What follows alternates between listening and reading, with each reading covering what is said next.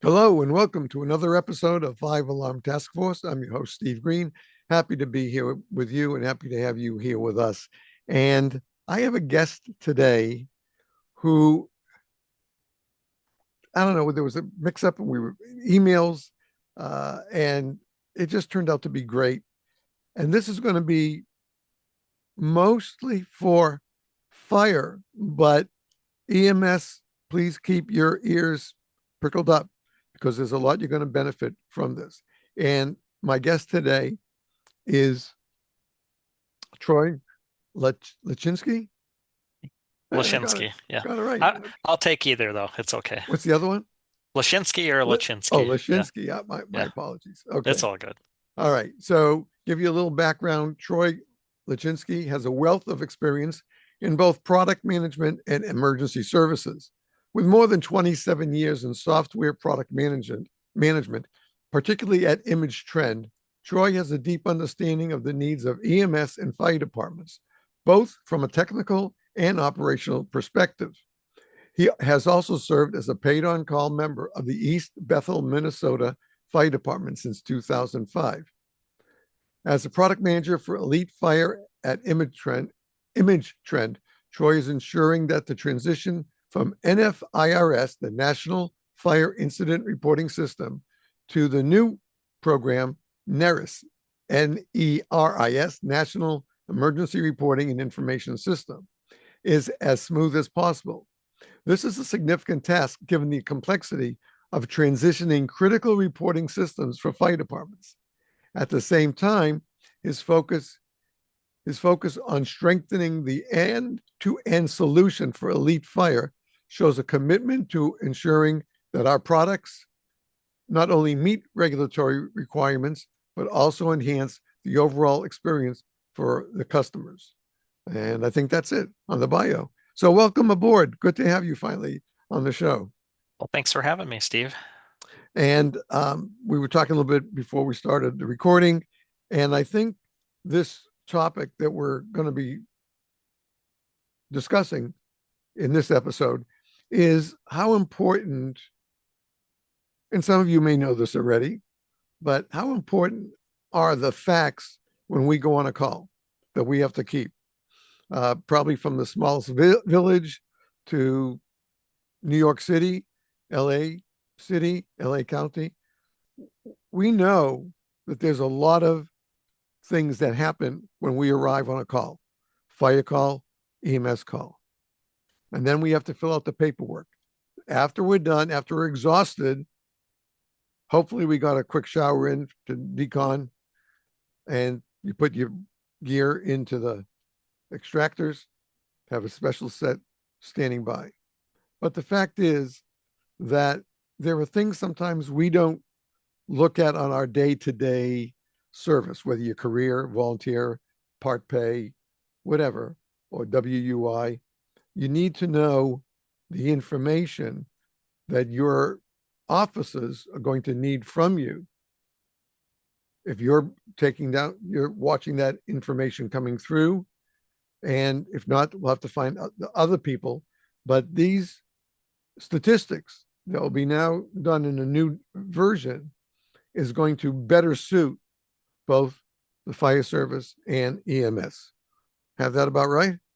I think so. Okay, good. So, Thank so, on that topic, why is it important to have good, accurate data? It's so we can make data-driven decisions, right? We could make decisions based on our gut feeling, but it's really better to have data to back up why we're right. making the decisions we're making and why we change our protocols.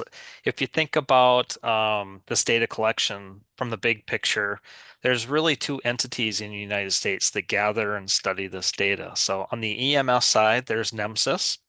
Every single pre-hospital incident that occurs in our nation is reported to an organization called NEMSIS. And what they do is they take that data from these EMS calls and they study it. They study to see, is protocol being followed? What exactly was done on the scene? What medications were given? What procedures were done? You know, the demographics of the patient. Who was the patient? How old they were? Male, female, their weight, and so on and so forth. So they can study that data and they can find trends in the ways that patients are being treated. And the whole goal of that is to make changes in protocols, changes in medications that can improve the outcomes and save lives. So that's what happens on the EMS side. On the fire side, what do we document? We document what times, what time did we go en route? What time did we arrive? What time was the fire out?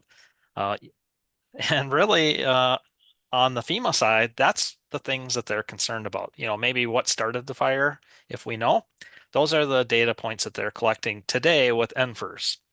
And NFIRS has been around for a very long time, since 1974. That's been the repository that collects all the fire incident data. And this transition over to NERIS is going to be a new age in this fire data collection. So, as I mentioned before, NFIRS was only really caring about, well, what started the fire, you know, how many people went to the fire, and what were the times that it took to get started and get it put out. With NERIS, they want to get a little bit more granular. They want to know more about what happened on the scene. They want to know if somebody was rescued, how were they rescued? Um, did you actually find this victim during a search, or did you just happen across them? How did you get them out? Did you drag them out the front door? Did you bring them out a window? They want to gather a lot of more detail on what we actually did when we arrived on that fire scene. And again, it's so that they can study this data on a nationwide basis and make some decisions based on the data that will help us, not only save more property, save more lives of our citizens, and make the world safer for our providers as well. And that's really what we want to do. That's great. It's funny you brought up something about when the NEMSIS started, uh, and for the 8 years, in 4 years in North Carolina, 4 years in upstate New York, I knew. I mean, I kept studying all the time for EMS, um, and really tried. But now we come back to 2020, and I take ill, uh, not what it was at that point. So my wife eventually called uh, a rescue. They're just a quarter of a mile down the street from one of our stations. And they came to the door, and I stood in front of them. They go, "You, you're you're a firefighter like us." He goes, "You okay?" And I said, "Well, I guess my wife says no, I don't. I was very weak and stuff." So they get me into the back, and the attending firefighter there. So I says, "Let me ask you a question. Do you still need to call Central to start an IV?" He says, when did you leave the fire service?" I said, "Well, I kind of forced out in 1985 because of an injury." He goes, "Oh no, we haven't had to you call control to start an IV because in probably almost 20, 30 years." I said, "Oh, that's a good improvement. We didn't have that luxury in our day. You had to get on the biophone and request a doctor, ER doctor, get the permission and stuff." I think any transition we make for a positive result for fire, EMS, and hopefully our brothers and sisters in blue have something for them, that these kind of improvements will make what we do better understood. I think it'll provide even answers to a family if they had a trauma of some kind and they need some details that would be available. The things that we can't do now as we serve them, and that's all after we go back behind the green curtain, so you don't see the wizard. But we still do that work. You're still doing that work behind the scenes to help them. So let's start with the very basic. You mentioned NEMSIS, but we're moving on to a new system, as you mentioned, called NERIS. Could you explain what NERIS is and why it's different from uh, NEMSIS? Sure. Well, NEMSIS is the organization that collects data for the EMS side of the world. On the fire side, we're transitioning from NFIRS. to NERIS. And the big difference is the ability to get data in a quicker fashion. So with NFIRS, that standard has been around since 1974, and it really hasn't changed very much at all in recent years. There hasn't been a major update to that data set since in 20 years. So think about that. A lot has changed in our world in 20 years in the fire Right. service. So that's one big reason that this switch is happening because the system that NFIRS was written on is very old. It can't be updated easily, and the server that it's on apparently is getting decommissioned at the end of this year, and that's the driving force Yeah, some of for us this get transition. decommissioned, yeah, around that age. Right. So uh, one thing that is a driving force for this as well is the ability to automatically transmit incident data. So currently with NFIRS, it's a manual process. Your organization will document all your incidents, and at some point they have to manually export those incident data information to a text file, and then they have to manually upload it to the NFIRS server. So with it being a manual process and with it being fairly painful manual process, it just lends itself to agencies not submitting their data on a very regular basis. So many organizations will do it once a month. Some of them will do it once a quarter. Some of them do it once a year. And if you're trying to make data-driven decisions, you really want that data to be coming in a much more timely fashion. So the thing that I'm most excited about with the transition to the NERIS platform is that there is the ability to automatically send the incident data via API. So within our software, we'll be able to turn on certain configuration switches so that we could say, for example, if this incident is more than 3 days old, it's got 100% validation, and the status is set to complete, automatically just transmit that data to NERIS. And with it being much more easy, with the ability to set it and forget it, people and organizations will send their data on a more regular basis. And from a national level, for the first time ever, we'll be able to look at near real-time data to make data-driven decisions. And again, to look for trends within our communities on things that will help save property, help save citizens' lives, and make the fire grounds much more safe for our providers as well. So Yeah, that's the most exciting thing about this transition. and it sounds, having, as we talked before, that was both served both on fire and in EMS in North Carolina. I would think that this is going to be a game changer. As you said, number one, the easiest thing is that you fill it out electronically and you can send it right off. And that's in your uh, uh, new NERIS Bible, so to speak. That's right. And that's the key, because I've always promoted, having been an educator for a long time, I've always promoted the concept of after action reports. Once I found out them in, I think that was one by 1980 and 81. I was just startled of how much more I can learn when I read those over. I wasn't writing them yet, but I would read them because I was the only college graduate in this little volunteer fire department. So I would read them over, and that's when I came up with the idea of the idea of a what we now call it after action report. And I also promoted in multiple departments, and not everybody bought in, but I promoted the idea of having uh, a videographer, a firefighter who can't fight fire. This is what happened to me, and I was able to set up uh, with the department when the new VHC compact came out, and we put a system in with camera, tripod, sound in our uh, heavy duty rescue. And then it was there. I would meet them at the scene and I'd start shooting video. And I was always looking for key areas, looking where smoke is starting and coming out, but everybody else was focused on a fire in the basement or someplace else. But doing those videos, that chief, who was also at the time, who was a firefighter for the city of Syracuse, um, said that when he wasn't really all that fair. He was just throwing me a bone because I couldn't, fight fire anymore.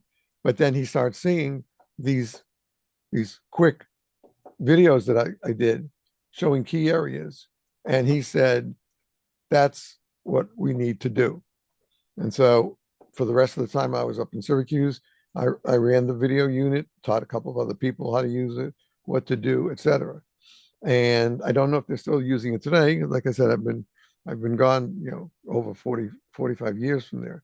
But I think that the after action report is so important because your incident in your hometown might, same thing might happen with another fire department 300 miles away or 1,000 miles away, but they learn from yours.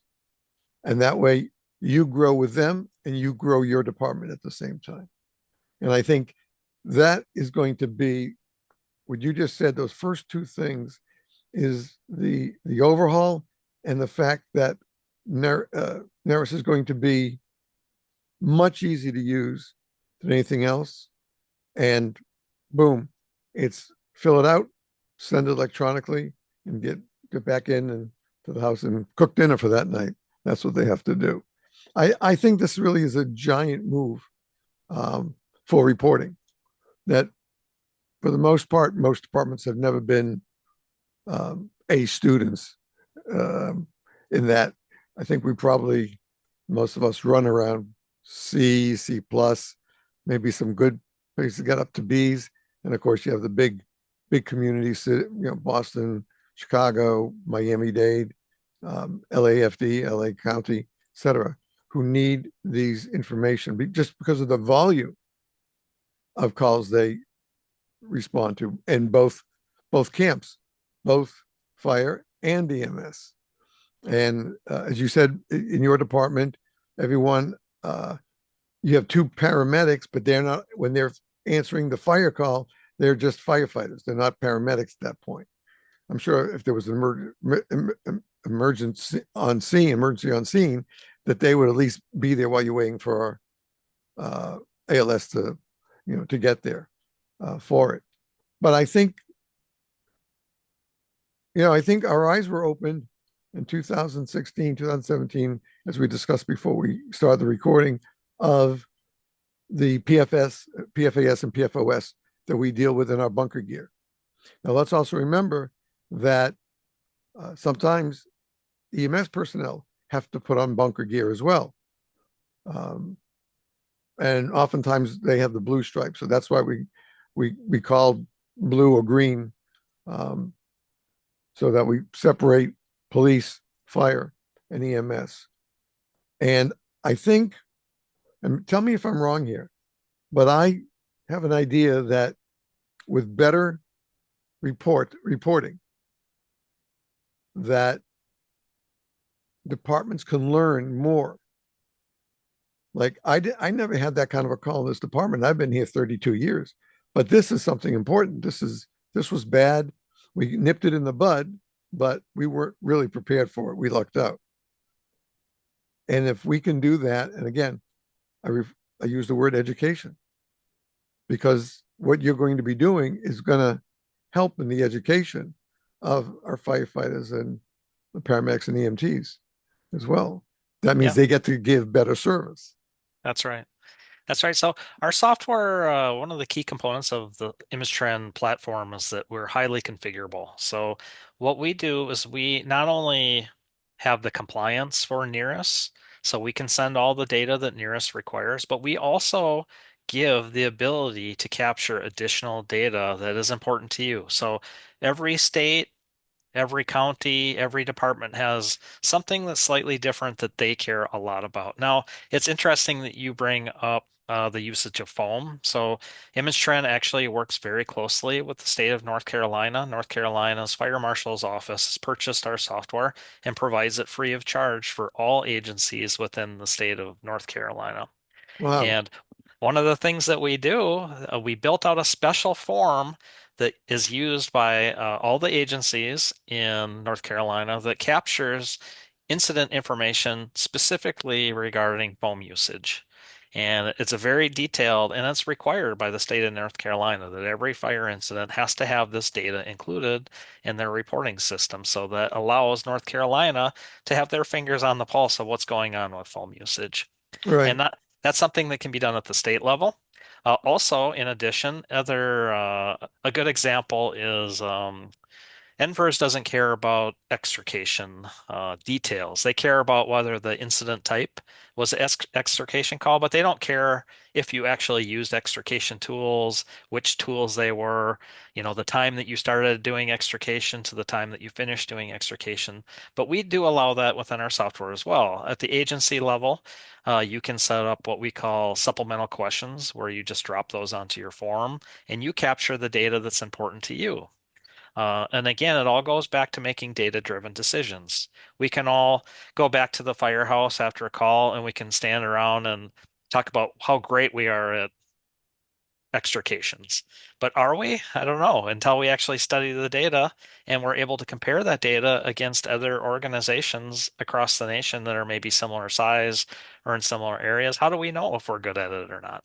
Um, and that's the whole thing about having better data, having more data consolidated, and more timely data so that we can look at data that's happening today and not just look at, hey, here's what happened last year, here's what happened the last 3 years. We want to look at what's happening right now so we can make, data-driven decisions as these new things are happening within our communities. Now, with the officer on an apparatus or the IC have a slate or something, um, an iPad or anything like that to have in the vehicle so they can input data, or does it have to Yeah. wait for after the event? Yeah, so typically it's really interesting in the EMS side of the world, documentation is happening on scene. Specifically, EMS providers will show up to the scene in the ambulance, they'll bring a tablet or iPad into the home, and they'll start documenting information about that patient right there on the scene. Typically, in the fire service, the documentation is not really started until you get back to the fire hall. And I think that with the advent of NERIS, I think that we'll begin to start seeing that change.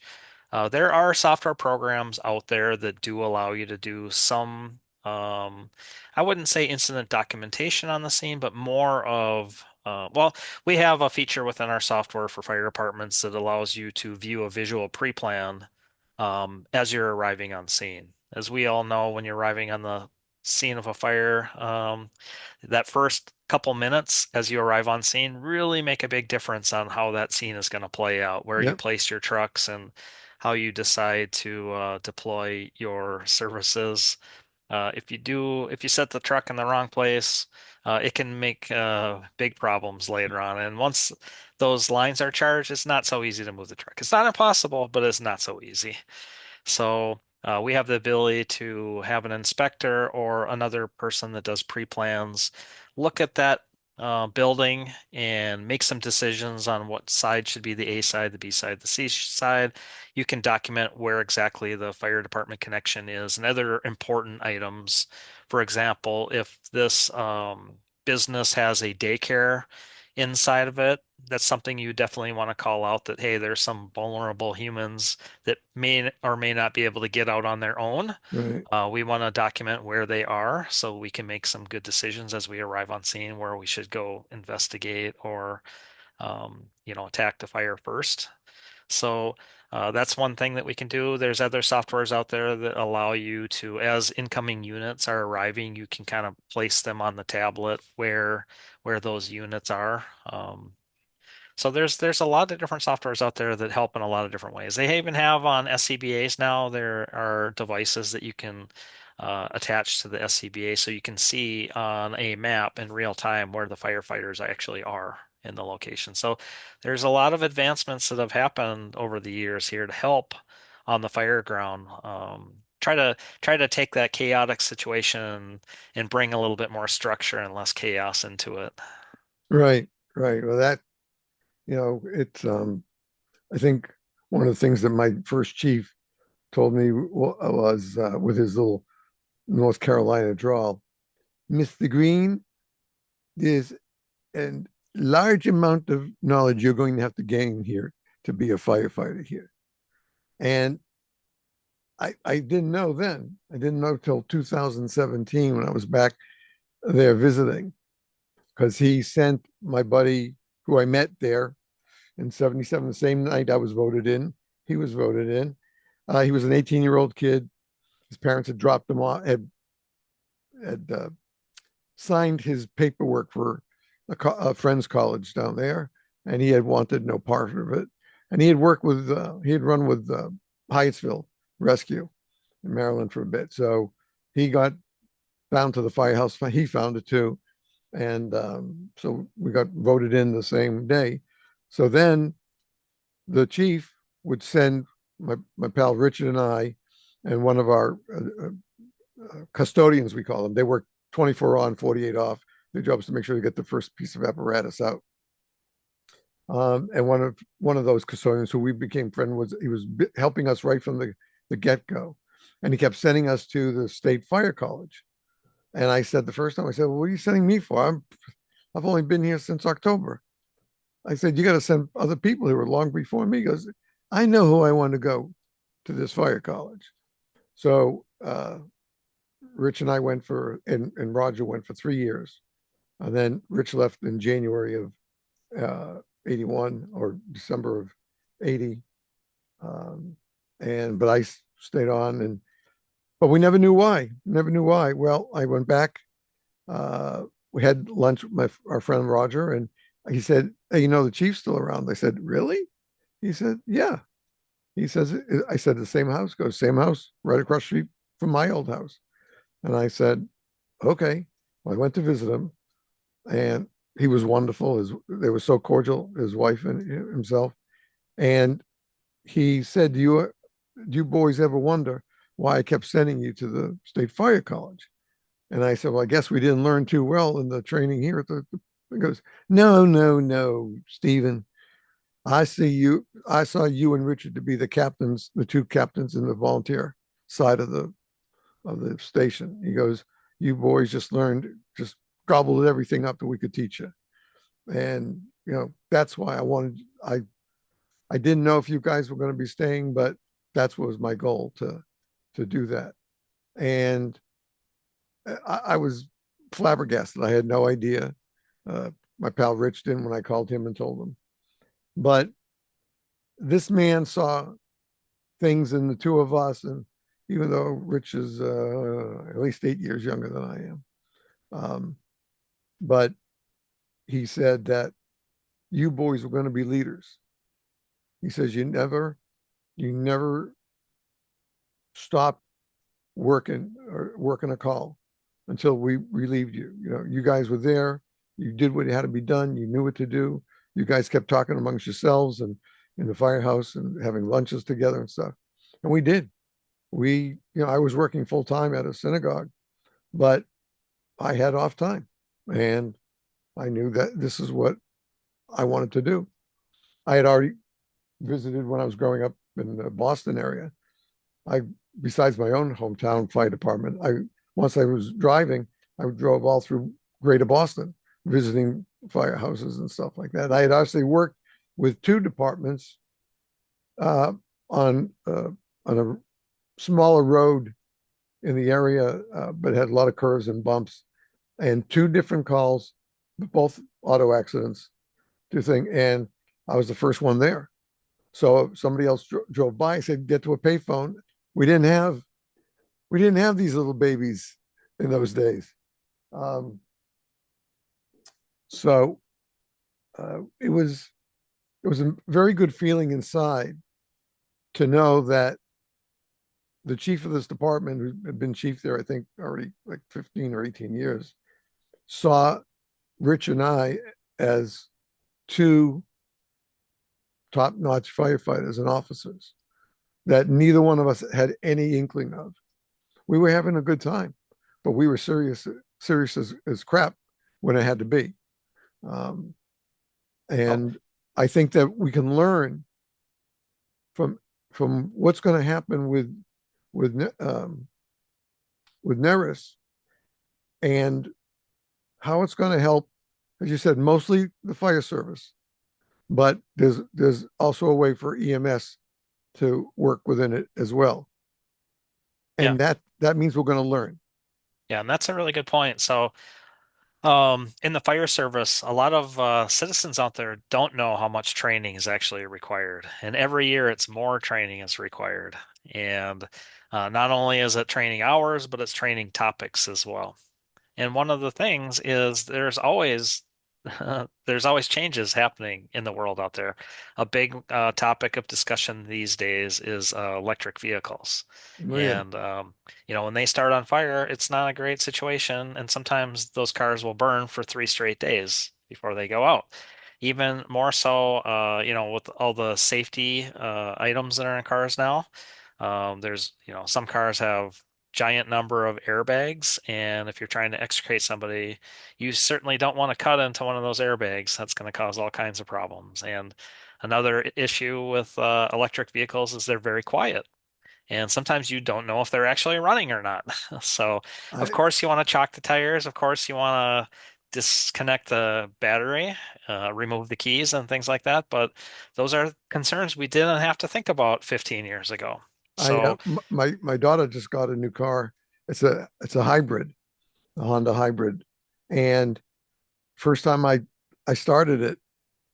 Now she's been driving back and forth to Zoo Miami. It's 120 miles both ways, 5 days a week.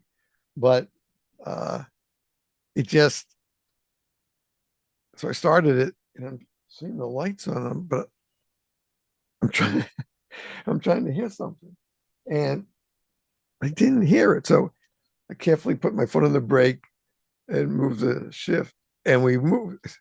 Oh, that's the battery doing it. that's Okay, right. I didn't miss anything. So when she got back from the errand she ran with my wife, uh, I said, "Now I know what you're talking about, honey. Yep, that is a trickster. You got to Yeah, know." But again, it only kicks in at about 52 or 53, starts bringing the gas. So she's just in the last couple of weeks that she's had it, she's probably saved 150, $200 already on gas because it's a long way down and a long way back. Um, that's right. so, That's right. So as technology changes, the fire service changes. So we need right. to have more training, but also with NFIRS, the current, or shall I say, the old reporting system, there was no way to capture information about electric vehicles. It doesn't exist in their data set. And with NERIS, that is something that we can now capture. We can capture these emerging hazards and these emerging trends. And those are things that are added to their data set. And let's say, whatever, 3 years from now, there's hydrogen vehicles out there.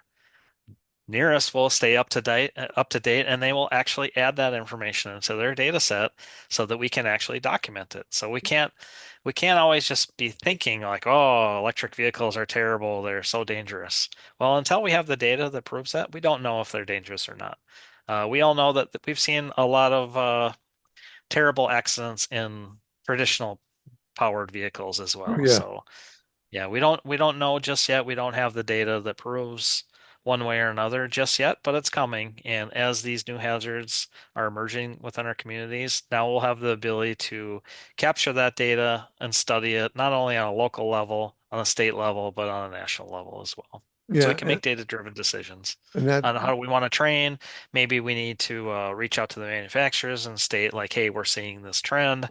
What are you going to do to help us mitigate this trend? Are you going to make your vehicles more safe? Are you going to give us more information on how to um, deal with accidents in these vehicles? And that's the kind of data that we need to collect so that we can drive change in policy, in training, in education, and all of those things based on the data. Very true. Very true. And the more data we have, the more we learn, the better we understand. You mentioned the batteries, the big EV batteries, and the number of fires that have, you know, in the short period of time that they've been available, they have, I think, the majority of auto fires in this country is electric vehicles. And luckily, there's a new nozzle called the hen nozzle. I don't know if you've seen it yet. It, it's a flat uh, thing of water that comes out of the line, and so you can do it with this, and you're getting a lot more water on to cool down those batteries. That's flowing freely as long as you keep, you know, all the lines are set.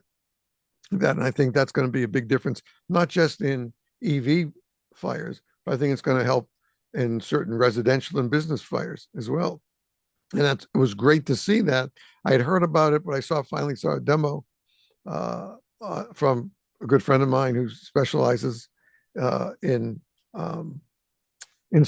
using tick. He's a international tick wizard, Andy Starnes, and just, you know, a really well informed firefighter. He retired recently as a captain for the Charlotte Fire at the airport at Charlotte International. If you ever flown through it, Charlotte, you know it's a busy little place.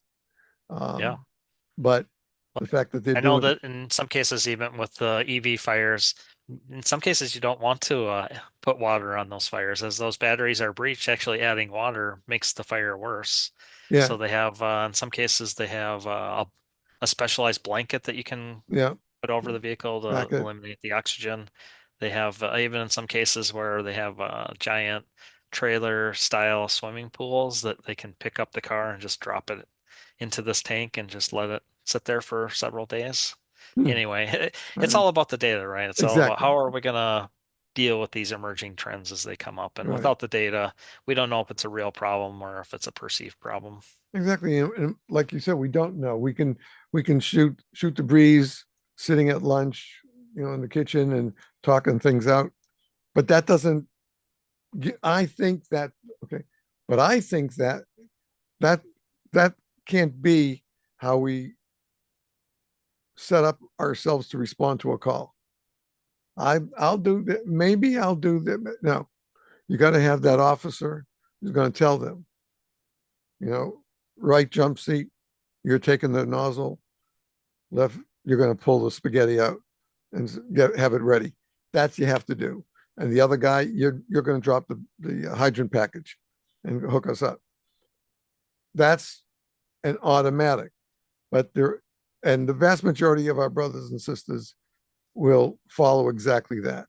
But there are others who feel like they want to freelance and they want to go do this, even though the lieutenant or captain told them to do something else. Because I got a better idea.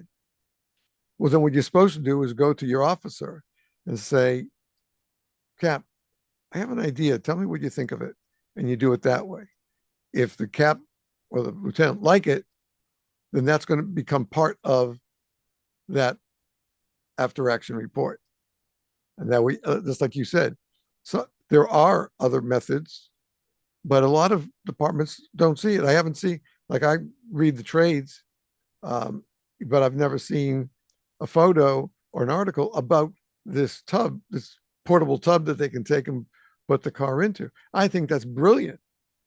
That's brilliant. I think also, you know, as Quincy and Fire Rain come deeper now into the states, because the Yeasel brothers are in Chicago, so they're really working on that central part of the country. But I think that we have to understand the whys and wherefores and the knows and wherefores, what we can do, what we can't do. All right, you know what? Let's take this. I think be a good place for a break. Sure. Okay, so we're going to take a break here, folks. You won't see anything different. There'll just be a little pause in the video for a moment, and then we'll be back with our guest, Troy Lachinski. Lachinski. I got it right that time.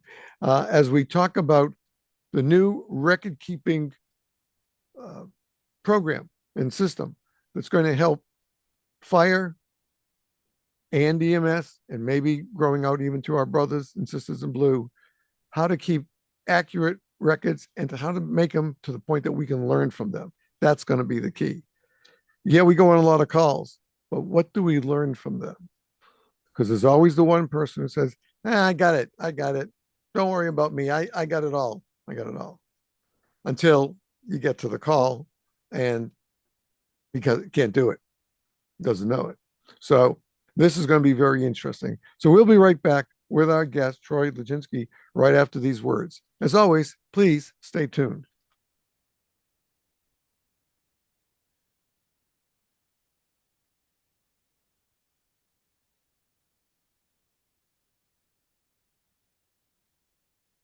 And welcome back to this episode of 511 Task Force.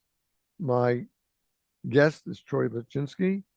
He is with Image Trend. I guess that's the best way. And he is really the flagpole that is going to help us learn better and quicker. Now, you say, well, why do we have to have after action reports so quickly? Well, what happened during the call? Did everything go smooth? Or were there some foibles that occurred? Did somebody trip over the feeder 5-inch line? My days, we had a 3-inch feeder line. 2 more inches like that makes a lot of water come out. And we, once I found out what Troy is doing and why and how well it's going to benefit mostly fire, but it'll probably help EMS as well in certain situations. But as we've always said, if you've been a regular listener to this podcast, the most important word that we use for our listeners is educate. Educate yourself. I don't care how many conferences you've gone to. I don't care how many local venues you've worked at and did training and stuff like that. Every single day is a day that you need to remember. And with what NEMSIS is going to provide, is going to be far and above what we've had up to today. What's that going to do? That's going to provide us more education. Learn what was right on that call. Learn where we dropped the ball on that call. May not be a big thing. Maybe, hopefully, God willing, it didn't cause an injury or anything like that, or worse. But the fact is, as firefighters, as paramedics, we have to learn continuously. And it's not just exercises in the barn or just doing a couple outside ladder drops, right? Raising the 35-footer, whatever. There's more to learning about and being a firefighter than just what you get a little bit here and a little bit there. So let's ask first, what kind of new data can departments collect with NERIS that weren't possible before?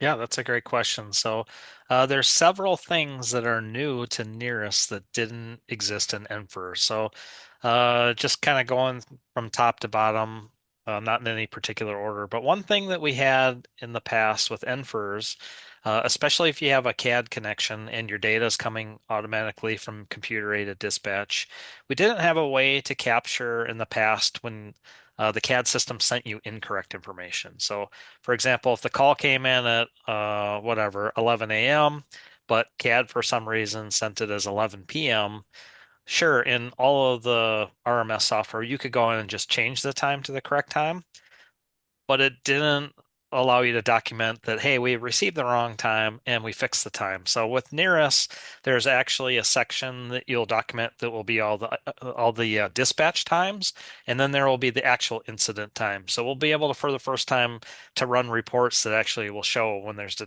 discrepancies. So and that could be, you know, a good opportunity to learn from what's happening or how often it's happening, to work with your CAD vendor to find out what is the problem and why is this happening. Another big change to NERIS over NFIRS is they are giving the ability to choose multiple different incident types. So with NFIRS, you had to state, what is this, a structure fire? Is this a vehicle collision? Is this a medical call? And you couldn't really code the call for that vegetation fire that spread to a structure that then turned into a medical call. So now we'll have the ability to choose up to three different incident types to really give a more granular description of what actually occurred on the scene there. So I think that's pretty interesting. We talked about it a little bit already, but there's a section that allows you to capture data on emerging hazards. So whether it be electric vehicles or other power generated fire like we've seen out in California, where they thought that maybe a power line dropped and that's what started some of those wildfires. Modernized risk reduction, so more information we can gather on what kind of items were in place at the structure, to possibly alert the homeowners or maybe even do some prevention like smoke alarms, fire alarms, fire suppression systems, and so on and so forth. We talked about it a little bit earlier that they're adding in the ability to capture data on rescues that were performed and specifically how it was done, how many victims were rescued, how exactly they were rescued. And then I meant to bring this up earlier, but more information about firefighter exposures. So we know that cancer is a big concern in the fire service. Firefighters are exponentially higher at risk of having cancer at some point in their lives than the average community. So there has always been the ability within NFIRS to document these exposures. However, it wasn't very easy, it wasn't very intuitive, and a lot of fire departments just didn't do it. So in NERIS, they're going to make it a lot more easy and a lot more intuitive so that every time you're on the scene of a structure fire and there's any kind of smoke there, you can document all of the providers that were on scene that they have suffered a smoke inhalation exposure. Um, and you can do that for all of the different types of exposures. And what you'll be able to do then over time, you can look back on the career of one of these providers and you can see the history of all the exposures that they've had in their career. And it will be very helpful to actually have some real data on, firefighters that become sick later in their careers and look back on their career and see if there's a correlation to the exposures that they have experienced. So those are just a few of the items. In addition, they're going to be a lot more granular on the medical calls as well. So going back to EMS in the fire service across the nation, I think that about 80% of the calls that fire departments respond to are now EMS calls. And in the world of NFIRS, it was either a 321 or a 322. And there was basically two different types that were medical calls, and now they're going to get a lot more granular and give you the ability to be more specific on what types of medical calls that we're responding to. With the will the slate that a CAD uh, company could provide you with, does that have the ability to take pictures too on scene? It does. So, Oh, good. image trend software does allow you to take pictures on scene. We also have a fire investigations module. So, as you're doing fire investigations, you can take pictures and include those into the fire investigation. NERIS also, as part of their secondary schema, is going to have a national standard for incident analysis, which is very similar to investigations, but it's really looking at that incident and trying to analyze what happened there and why. Um, so they'll have some documentation that'll be a national standard for that as well. Okay, let's go with this question. How will real-time reporting help departments improve community safety or apply for grants more strategically? Yep. Well, for the for improving community safety, by having more real-time data, we can see these emerging hazards as they're happening.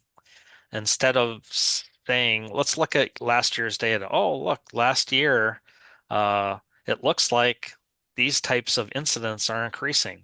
I think that we would all rather look at the data and say, right now, hey, look at what's happening right now in our community. Let's take action right now, rather than let's look at old data and then decide, hey, maybe we should make a change for the future. Let's look at today's data.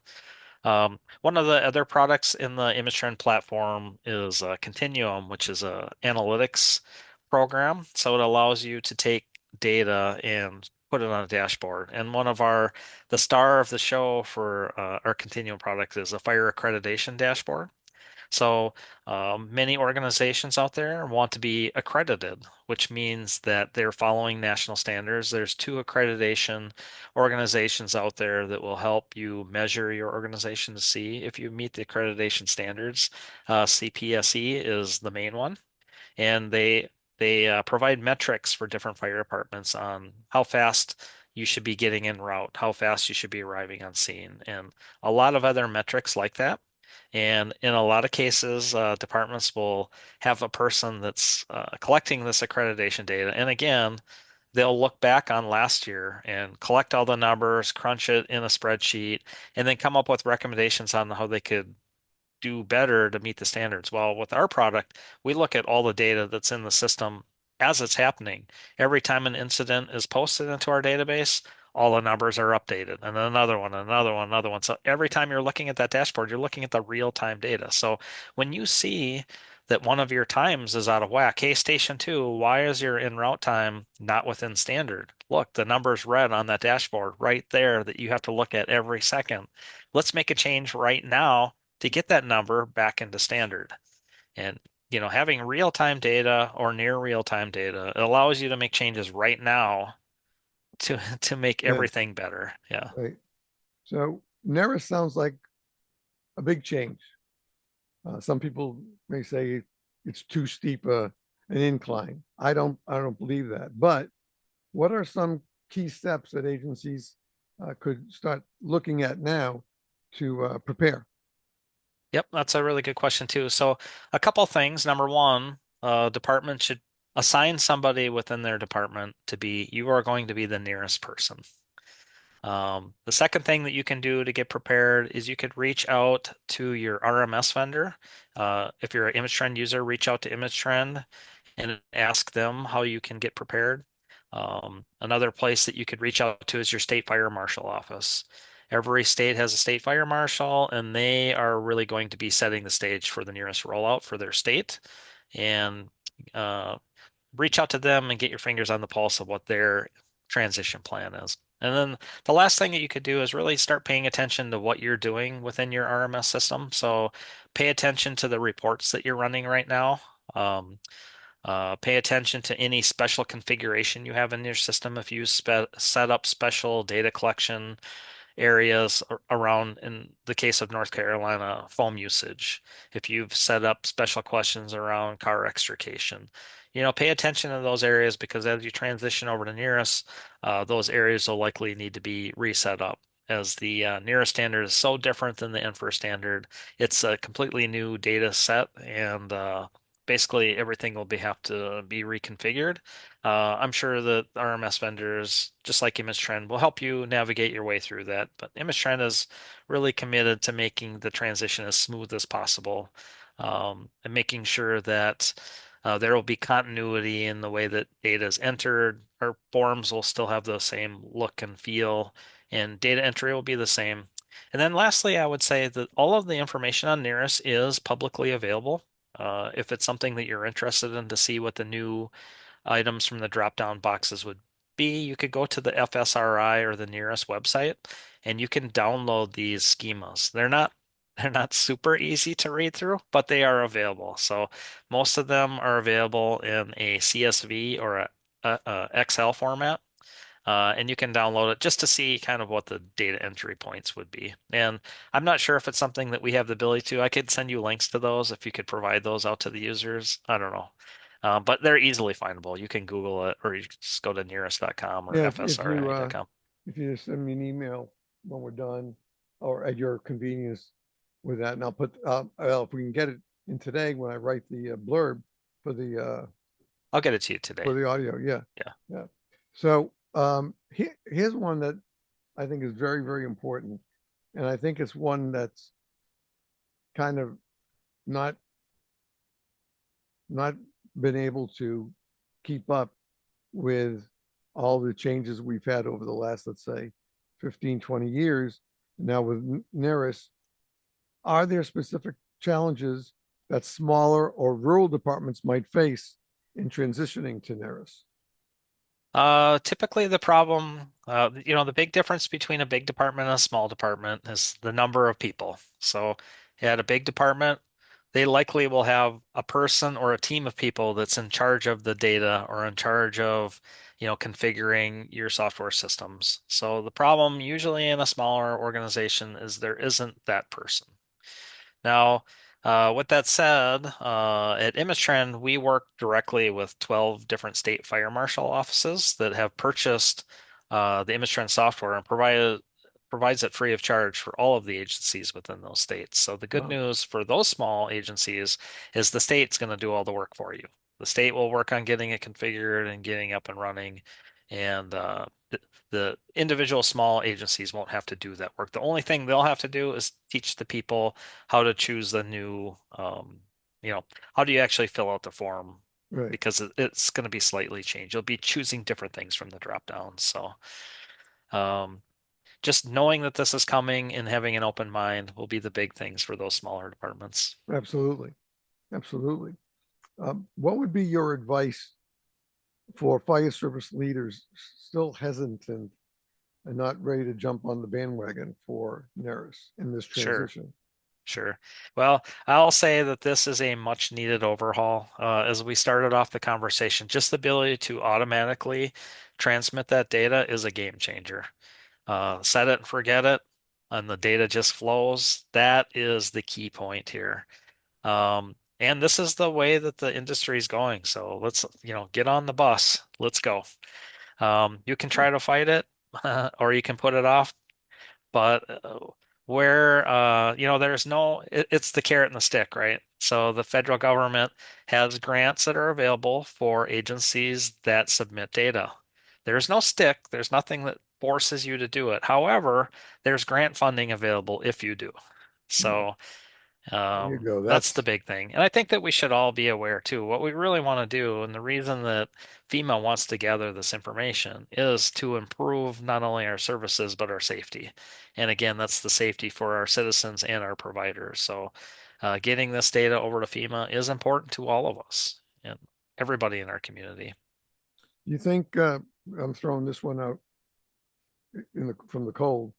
Are you concerned at all with the way the government is being handled and the cuts in services and personnel and stuff like that? Do you think that that could have a negative effect on the program? We have definitely been keeping our fingers on the pulse of that situation. So there have been massive cuts in lots of different government areas. NIOSH is prime example. NIOSH has been um, tracking firefighter cancer for many years, and currently that's not in operation. So uh, FSRI that has been contracted by NERIS to write the NERIS platform is a arm of UL, and Right, they're a giant organization that they have the funding in place to keep this project running for many years, right. regardless of what happens with federal funding. They, I definitely believe in the need for this change. The thing that's a little bit uncomfortable for all of us in the industry is the very tight time frame that all of this has to be done and everybody has to be transitioned by January 1st, 2026. That's the big Oh, challenge for all of us. isn't that Um, special? yes. So that's a big challenge for us all. However, we'll get there. this is something that we do at Imatrend. Two of our main core competencies across our software platform are compliance, whether that's with Nemesis on the EMS side, whether that's with NFIRS or NERIS on the fire side. We also have some compliance on our patient registry side and things like that. So that's something we're experts on. And then another thing that we are an expert on is data exchange, bringing data in, moving data out. So we can receive data in many different ways, and we can export data in many different ways. So those are two of our core competencies. So we're not concerned about this deadline. It just makes things uncomfortable for everybody. That's Right, all. right. And what would if you were in a hall where there's a bunch of fire officers around, what would you suggest be their first move if this department or that department wants to get ahead of the curve? Yeah, so getting ahead of the curve, it's very similar to what can we do to prepare. So number one, just study the usage, your current usage. Really, the key things are studying the reports that you're running, looking at any custom configuration that you have set up, and then uh, downloading these schemas and just kind of perusing through them to see what kind of new data points that we'll be collecting are. And reaching out to your RMS vendor, assigning a person within your department to be the nearest lead and reaching out to the state fire marshal's office. All right. Well, I'm just looking at it's funny because I read the papers several times and yeah, I saw this and I saw a little bit of that. It didn't really coagulate until today. I'm Sure, listening to you. sure. It's without a doubt, this is something that I would buy into in a heartbeat only because it's more bringing more education, learning, and effects of all this by having this new information set up in this new way with NERIS. And I think that's the really the boulder breaker is that we have a better way now to keep track of our events uh, that we face, all the details. There's no judgment. This is not a judgment. It's not going to go to somebody who says, "Well, I don't think that call was valid." That's not going to happen. This is going to FEMA, and we're all going to be able to learn from this new database, NERIS. And there's not a lot that you have to do other than setting up inside your department once you connect and set it up. Am I right? Uh, Sort of right. Okay. So, Tell me where I'm sort uh, of off. well, I guess we haven't really touched upon it, but FEMA's rolling this out on a phased basis. So, uh, it's like a two-step process. So there's an onboarding uh, component of this, and then the real go live is starting to submit your data to NERIS instead of NFIRS. So the FEMA rollout schedule is pretty aggressive. They're going by FEMA region. So that's something you can Google too. The FEMA regions are available pretty widely on the internet. But basically, starting in May, they're going to transition over FEMA Region 2, which makes up about 2,300 agencies. I guess in May, I can't. That's New York is probably the big state within the May rollout. So basically, they're going to onboard all of these agencies. And onboarding really means within NERIS, they're going to set up a node that has information about that agency. So when we talked earlier about NERIS, there's a couple of different data sets. So the core data sets are the incident data set, which we've talked extensively about today. That's like what was the incident type? What did we do on scene? The other part of that is called the entity, and this is a new concept in the world of fire. And the information in the entity data set is more about your agency and who you are. So it's how many stations do you have? Where is the headquarters? What kind of vehicles are in your station? And how many people can ride on those vehicles? What are the capabilities of your fire department? So do you provide fire suppression services? Do you provide EMS services? Do you provide fire investigation services? And it gets pretty granular into what those different services are as well. It also, they want to know how many people do you have? And how many people are career firefighters? How many are volunteer firefighters? How many are paid on call? And they want that information because it's interesting. FEMA has never really known exactly how many fire departments there are in the country and exactly how many firefighters there are. They have educated guesses, but they don't know exactly. Right. So during this onboarding process, they're going to be able to capture that information and be able to have a better idea of how many providers there are out there. And they'll be asking fire departments to be updating this on a regular basis. I don't know exactly yet if that's going to be annually or every couple years. Um, so that's stage one is we set up our node. And in most cases, the state fire marshal is going to do that on behalf of all of the agencies. So I don't think that the agencies are really going to have to do much with this onboarding process, but that's only stage one. Stage two of onboarding is actually switching over and sending your data to NERIS instead of NFIR. So for the agencies out there that are using an RMS software, records management software like ImageTrend, their software will have to be reconfigured to be able to conform to the nearest standard. And again, if you are on a state system or if you're on a county-wide shared system, the site administrators will be doing that for you, and you won't actually have to do the work. If you are on your own system, somebody from your agency will have to reconfigure your system to conform to the nearest standard. So there's a little bit of work that's involved. But it's not like once you get onboarded and you set up your node on Neris, that same day you have to start transmitting. There could be a time gap in between. So that training and configuration will either happen now and then you'll get onboarded later, or you could get onboarded and do the training and the configuration part and then start sending your data live. So yeah, there's a little bit more work for folks to do before January 1st rolls around. But I think what I think is very good about this is that it's taking it step by step. And uh, as again, for example, here in Florida, we have a great fire marshal. He is behind our brothers and sisters in the fire service. And if you have in your state somebody who is as giving to the people that they supervise, um, you're going to see the ability be a little bit more flavorful to you, um, because you're going to be guided through the onboarding, being guided, being told how to fill out the forms on the dashboard, and then how to use that information.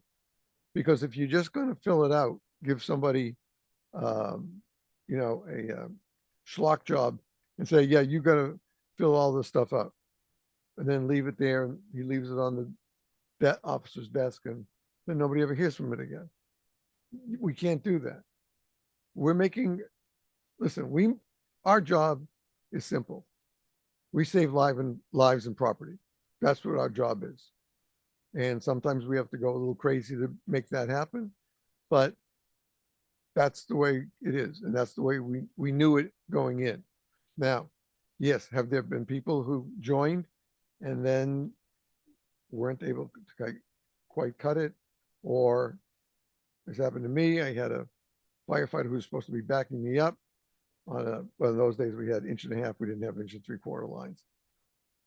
Supposed to be behind me and take it off. We were doing a burn in a house that was donated by the local community government. And just as I was opening the bail, you hear bells going off.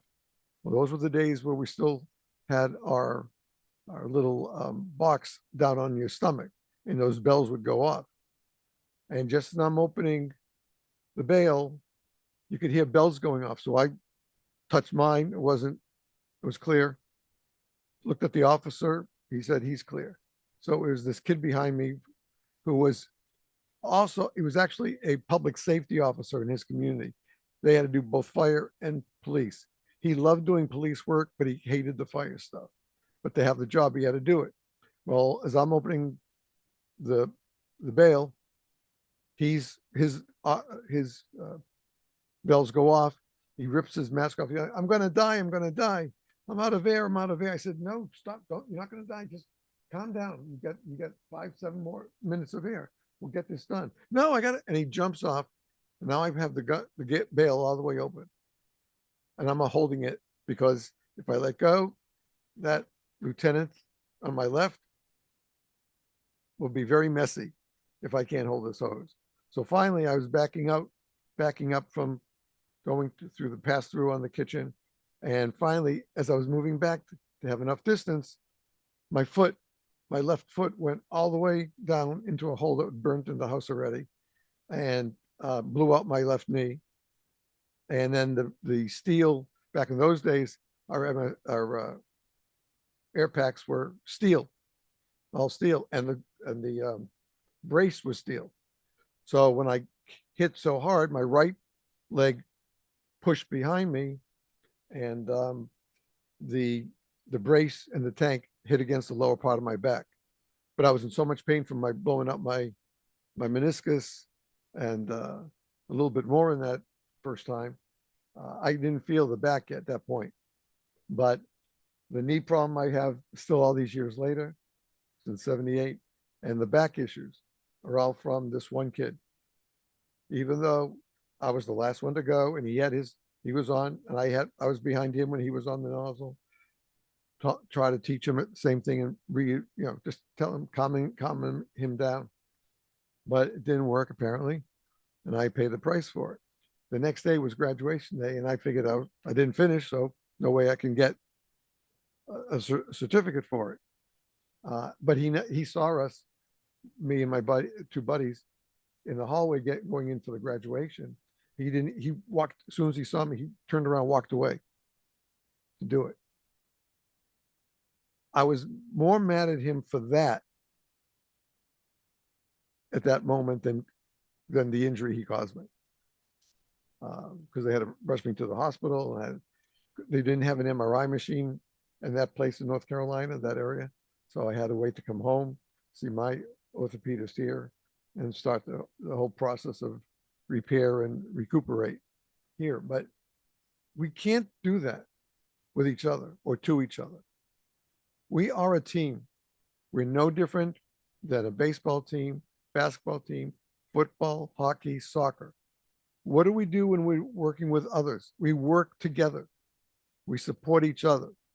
Don't have to always agree, but we have to support, especially if it's an order from an officer.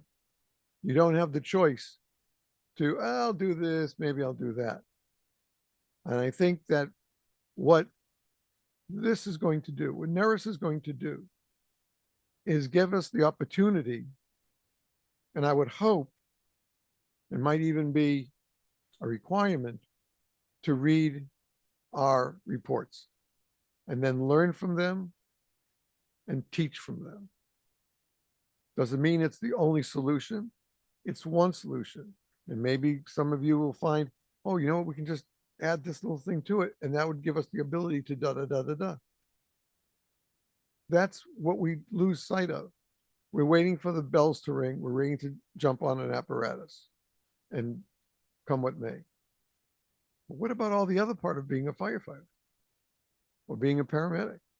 You have to have the inner person work as hard as the outer person is working. And it's not a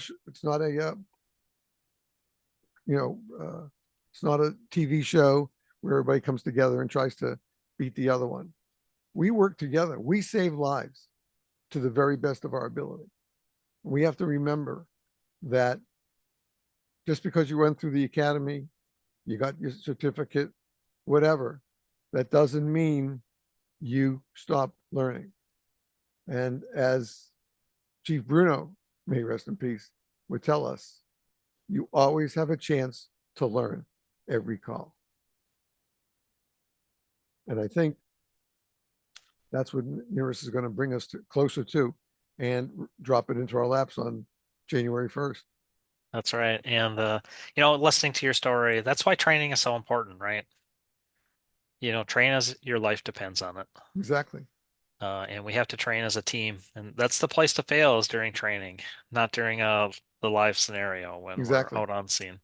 Right. And you can't be afraid to fail during training as well. If you don't know what you're Exactly. doing, you have to ask for help. You have to raise your hand. So that's my 2 cents on that side.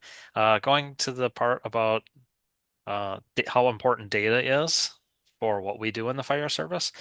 We really need data to make good data-driven decisions. And I think that the transition over to NERIS is really going to be a game changer for having good near real-time data so that we can see what's happening in our communities and we can take action, whether that means education, whether that means training, whether that means changes in policy.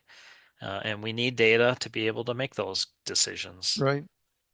Right. Your doctor doesn't just come into the room and knows everything about you, what you're there for, even though you haven't told them yet or her. And they just jump in and say, well, I think it's only this. Here's the script and go out. We can't do that. We don't do it in the fire service, especially for our fire service exams. We have great people like LifeScan Wellness who are all over this country providing early detection. And I think in the last week or two, reading, and first of all, congratulations to our friend Todd LeDuc, um, former executive assistant chief here at Broward County Fire Rescue. He became connected with LifeScan Wellness.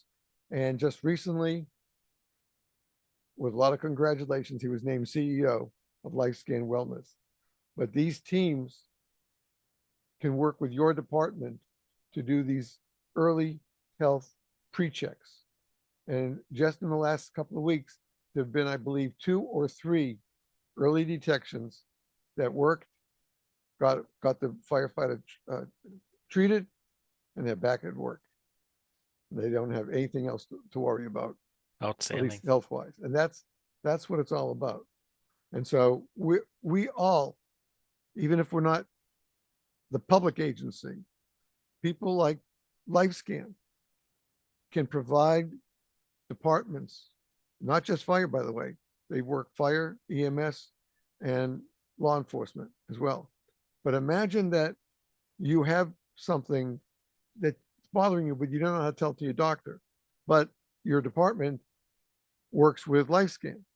And so you go through your 3 days and they tell you they found something. They're going to give you all the details. They're going to help you contact your doctor. You're going to find out, and they help follow through the remission or the simply change that the issue is gone. Now imagine what that can do to bolster 1 firefighter, 2 firefighters, 3 cops, 4 EMS paramedics, and it keeps growing. That something that you had no idea was attacking you, you know what it is early on before it gets out of control, and you get treated for it, and within a short period of time, you're back on the job. Because that's all, really, that's what we want to do, is we want to do the job. And we want to do it well, and we want to do it as learned professionals. That's what it has to be. Again, you could be a volunteer, you're still a professional firefighter. Okay? You're still a professional firefighter. So let's keep that in mind, folks. And work with your department. Let them know about NERIS, what it's going to be, what you've heard here. If you need something from us or a copy of this audio, remember, this will be the video version we're cutting right now. And subsequently, in the next couple of days, I'll start working on the audio version. So those of you who listen just to podcasts, online podcasts, will be able to listen to it. And those of you who want to see this video conversation that I've had with God Almighty, with Troy this morning, will be something that you can carry with you and understand. And you could play that. You could be, if you're interested, you could be maybe the person that you want to approach your captain or the chief with about saying, hey, I'd be interested in doing this for our department, at least be one of them to help. And if that happens, then this whole podcast and all the work that Troy and Image Trends are doing makes it worthwhile. Just like LifeScan Wellness, their early exams makes it easier for you to continue your life in a better way without a medical danger. And as firefighters, remember, we don't just fight fires, we're fighting everything that's trying to get us as well. So we're kind of like have to have two faces so that we can see what's behind us coming up. I think NERIS, the information, if it's studied and studied well and properly, and it's going to be very easy, as Troy has said, it's going to be a very easy way to access this information through FEMA, then you're going to improve your department and its functionality. Maybe it's even indoor in the house, in the firehouse interactions. Could be all worked out better because we're going to work on facts, not rumors. And that's the key. That's how we learn. That's right. With facts. With data. With data, facts and data. All right. Well, I can't thank my guest, Troy Lachinski, and also his, I guess, a promoter, Lara Miller. We want to say hi to Lara. She's dropped in before we start recording, but she did a lot of this work to put Troy and I together. And you know what? I'm thrilled with every email I got from her to bring you on. And I don't know why it got mixed up the first time we shot for it, but that fell out of the way. But I was so glad when I found her last email that like a couple of months old. And I wrote back to it just to see she was there. And she goes, let me reach out to him. And that brought us here. So we have to thank Lara very much for making this pairing of us together. Yeah, well, thanks so much for having me on today. It was great to chat with you regarding NERIS and Image Trend. I guess I'd like to let everybody know that if they would like to, if they're currently an Image Trend user and they want to know what their transition plan looks like, they can sure reach out to our support department at Image Trend. If they are not an Image Trend user and want to learn more about our NERIS solution, just go to www.imagetrend.com and we'd Imatrend, love to help okay, you out. imatrends.com. Yeah. Right. Okay. Let me just put that down here.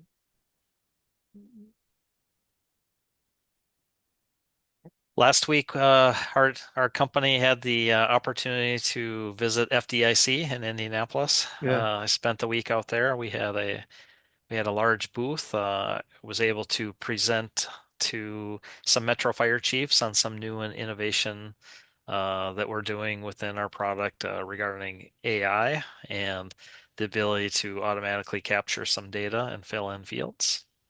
So Interesting. that was pretty interesting and spent some time on the floor. It was great meeting with so many different clients, current users, potential users, and from people at very large departments, as the biggest departments in the country, down to people that are on very small rural departments, just like my own. So it was a great mix of folks out there. I heard at last count it was 37,000 attendees, Woo. and I didn't talk to all 37,000, but I talked to a lot.